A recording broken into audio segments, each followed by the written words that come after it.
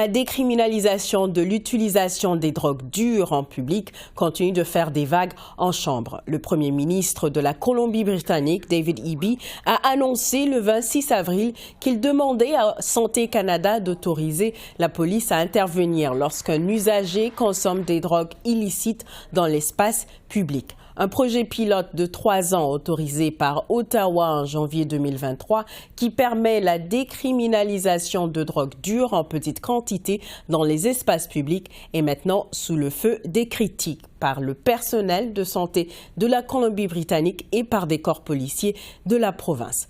Depuis le début de la semaine, les conservateurs se font les porte-parole à Ottawa de cet enjeu qui a encore été aujourd'hui au cœur des débats à la Chambre des communes.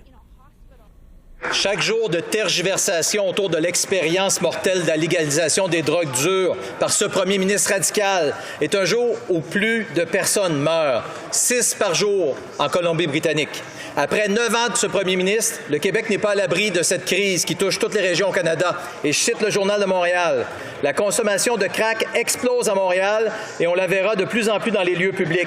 Est-ce que le premier ministre va mettre fin à son expérience extrémiste de légalisation des drogues dures aujourd'hui et dire non à toute expansion au Québec? Bravo! L'honorable vice-première ministre et ministre des Finances. Monsieur le Président, la Colombie-Britannique a demandé un projet pilote. La Colombie-Britannique a maintenant des préoccupations graves que nous partageons. Et c'est pourquoi nous travaillons avec urgence, en étroite collaboration avec la province pour répondre à ces préoccupations. Mais, Monsieur le Président, on doit souligner que ce sont des tragédies. Pour familles partout au Canada, on ne doit faire la petite partisanerie. Sur cette question, je retrouve notre panel de députés. Elisabeth Brière pour les libéraux, Luc Berthold pour les conservateurs, Luc Thériault pour le Bloc et pour le NPD, Peter Gillian. Bonsoir à vous quatre. Bonsoir. Bonsoir. Alors, Luc Berthold, je commence avec vous car je veux vous faire réagir aux propos de la ministre Freeland. Que répondez-vous au fait qu'on vous accuse de faire de la partisanerie? C'est inadmissible. Écoutez, c'est une dure réalité. Le premier ministre NPD de la Colombie-Britannique a demandé au gouvernement fédéral de M. Trudeau de mettre fin à cette expérience qui a été désastreuse après 1 an. Il s'est rendu compte que ça n'avait juste pas de bon sens. Et aujourd'hui, ça fait déjà, c'est le 26 avril, donc on est à la 6e journée où le gouvernement Trudeau n'a toujours pas répondu favorablement à cette demande.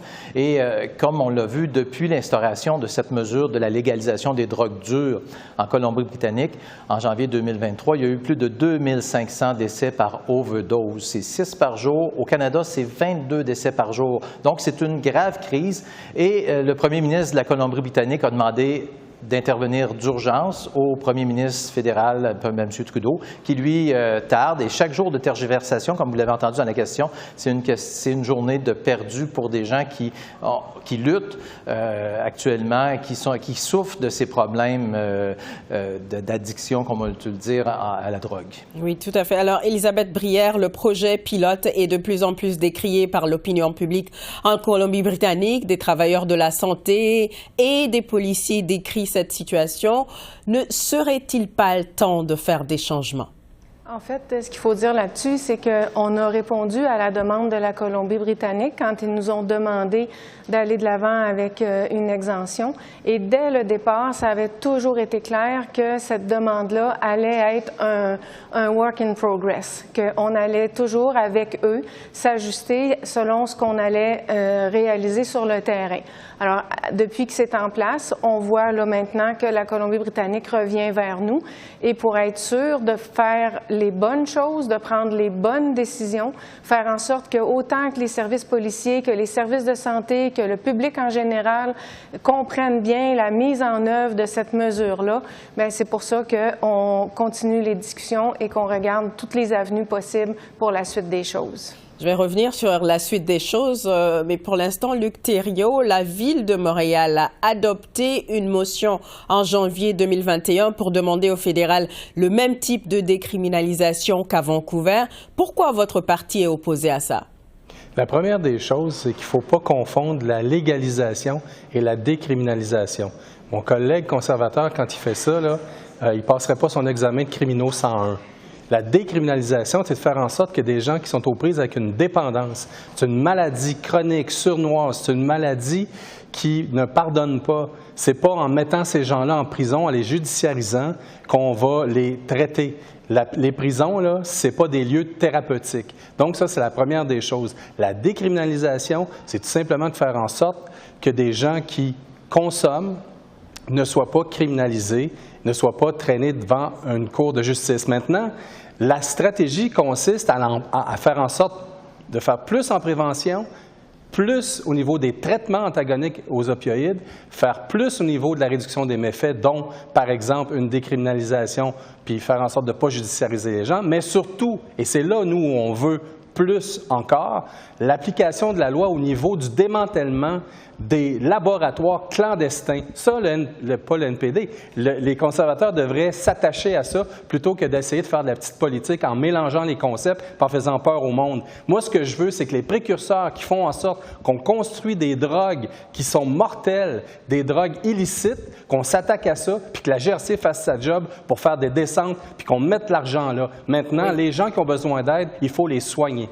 Oui, je vais passer à Peter Julian. Vous êtes député de la Colombie-Britannique. Avec ce que vous voyez sur le terrain dans votre propre province, croyez-vous que ce soit toujours raisonnable de supporter la décriminalisation de la consommation de drogue dure? J'ai jamais vu autant de désinformation à ce que les conservateurs véhiculent. D'abord, en Colombie-Britannique, c'est la seule province où il y avait un plafond dans les morts. Le nombre des morts est toujours tragique et horrifique, mais où ça monte, et ça monte de façon fulgurante, c'est en Alberta puis en Saskatchewan, où ils n'ont pas mis en place ce projet pilote. Et là, que les conservateurs cachent cette vérité des Canadiennes et Canadiennes, je trouve ça inacceptable. Deuxièmement, la police, parce que moi, je les ai rencontrés cette semaine dans ma province, parle justement d'avoir plus de sites de consommation sécuritaire. Qu'est-ce qu'il veut, bien sûr, dans ce changement, c'est un amendement, qu'est-ce qui a été proposé dans le projet pilote, c'est de mettre des gens avec plus d'options quand ils sont obligés, quand ils veulent consommer. Et ça, c'est tous les éléments importants. Le gouvernement fédéral n'a pas agi dans tout le financement qui devrait aller justement pour donner des options aux gens. Les sites de consommation sécuritaire sont extrêmement importants.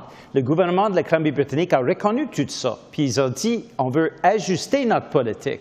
Mais il veut mettre et continuer de mettre en place cette politique de la décriminalisation qui est justement, quand vous parlez des travailleurs et des travailleuses de santé, la seule façon de commencer de baisser le nombre de morts qu'on voit. Et la réalité, quand on regarde l'Alberta et le Saskatchewan et le nombre qui augmente sans cesse, on voit que le modèle en Colombie-Britannique, avec certains ajustements, va être important pour freiner l'augmentation énorme qu'on voit dans le nombre de morts ailleurs au Canada. Oui. Et là-dessus, je vais passer la parole à Elisabeth Brière. La ministre de la Santé mentale, Yara Sachs, dit qu'il n'y a pas encore assez de données dans le projet pilote pour apporter des changements. Mais bon, les chiffres sont quand même très clairs. On sait que 14 000 personnes sont mortes dans cette crise de drogue en Colombie-Britannique depuis 2016. Ça, c'est des chiffres irréfutables. Qu'est-ce que vous attendez pour agir? En fait, là-dessus, je dirais qu'il faut faire la différence entre justement la décriminalisation et la consommation publique. Puis, l'autre chose aussi, c'est que ce que les gens ont besoin, pour un peu aller dans le même sens que mon collègue M. Julian, c'est des sites de consommation supervisés, d'avoir accès à des services sociaux, d'avoir accès à des services de santé, d'agir sur la réduction des méfaits, d'agir avec les services de police. Et c'est ça qu'on fait, d'agir aussi sur le traitement. Ce qu'on dit depuis le début, c'est que c'est une crise qui demande d'agir sur plusieurs volets. Et c'est dans ce sens-là qu'on va.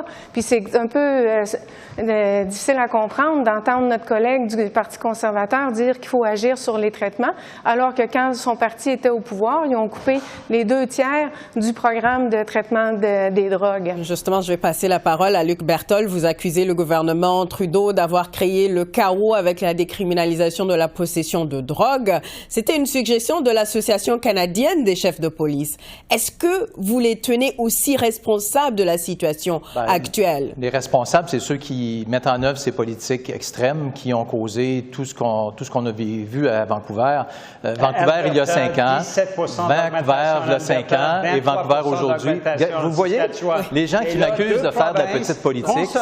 Monsieur Julian, laissez M. Berthold répondre pour l'instant. Monsieur Julian a fait de la petite politique. Monsieur Thériault, à côté de moi, a fait de la petite politique. Mme Brière fait de la petite politique parce qu'il ne voit pas la crise en face. Et malheureusement, il y a des gens qui meurent. Il y a 40 000 citoyens qui sont morts d'overdose depuis 2015 au Canada. Et ça, c'est des chiffres qui ne mentent pas. Et on a tenté une expérience à Vancouver qui est un désastre. Les médecins, les infirmières ne peuvent plus allaiter leurs enfants parce qu'il y a des gens qui fument de la meth dans les hôpitaux. Il y a on doit examiner les terrains de soccer des jeunes parce qu'il y a des seringues partout avant d'envoyer les jeunes là. Il y a un réel problème actuellement. Et c'est pas en essayant d'accuser les conservateurs d'avoir de la compassion pour les gens qui sont victimes de ces dépendances aux drogues-là qu'on va faire avancer la cause. Il y a le premier ministre de la Colombie-Britannique qui a demandé au gouvernement libéral d'agir. Le gouvernement libéral dort actuellement et il ne bouge pas. Et ça, c'est le problème qui va créer encore plus de morts. On vous a entendu là-dessus, mais là, je vais... Excusez-moi, mais c'est pas de la compassion de vouloir... C'est pas de la compassion de vouloir mettre les gens en prison. Non, c'est de vouloir les traiter et de leur permettre de retrouver leur vie. Le chef conservateur a dit que les gens qui consommaient des drogues, c'était des victimes. Alors, traiter les gens de victimes, c'est pas de les envoyer dans les prisons. Moi, je vais quand même passer la parole à Luc Thériault, votre collègue Luc Thériault du Bloc. Qu'est-ce que vous répondez à ceux qui disent que cette mesure peut sauver des vies? Bon, en fait, on peut effectivement, et il y a eu des vies de sauvées, parce qu'on ne parle pas de la crise des opioïdes, on parle de la crise des drogues illicites contaminées. Et ça, c'est une grosse différence. Dans une seule pilule consommée, tu peux faire une surdose. Alors, il ne suffit pas de décriminaliser puis de faire bonne conscience et faire en sorte que les gens obstruent pas les cours et le processus judiciaire. Je vais juste finir. Il faut faire en sorte de pouvoir intervenir de façon globale. Et pour faire ça, il faut plus de travailleurs sociaux, il faut plus de gens qui œuvrent auprès de ces gens-là. Il faut aussi ajuster le programme. À ce que je sache, au niveau de la cigarette, tu n'as pas le droit de fumer à la porte, tu n'as pas le droit de fumer en dedans. On peut ajuster les choses. On ne parle pas de la cigarette en ce moment. On ne doit pas jeter le bébé avec l'eau du bain. Et dans ce sens-là, il faut augmenter les ressources. Le gouvernement... Je vais passer la parole à Peter Julian quand même. Envoyer l'argent et n'a pas fait en sorte d'avoir une approche globale dès le départ. Oui, alors, il faut augmenter les ressources. Très rapidement, votre collègue Peter Julian, très rapidement, mais la question que moi je veux vous poser, c'est sur le volte-face du gouvernement. C'est pas un volte-face. Ils ont voulu ajuster. C'était un projet pilote.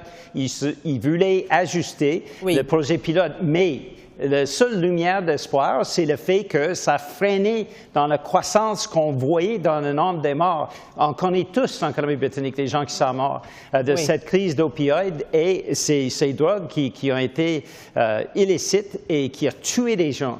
Mais on voit maintenant dans les régions conservatrices du pays que le nombre monte de façon extrêmement inquiétante. Alors, le fait que ça freinait en Colombie-Britannique, c'est un petit aspect positif. Il faut ajuster, bien sûr, le politique, mais il faut regarder ailleurs aussi comment on peut diminuer le nombre des morts, parce qu'il y a trop de familles, qui meurent et il y a trop de monde qui sont en deuil à cause de cette crise-là, cette épidémie. Le gouvernement fédéral devrait déclarer un état national d'urgence de santé dans ce domaine-là. C'est quelque chose qu'on réclame depuis des années.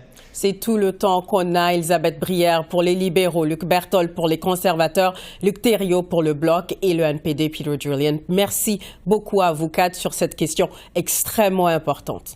Merci. Bonne soirée.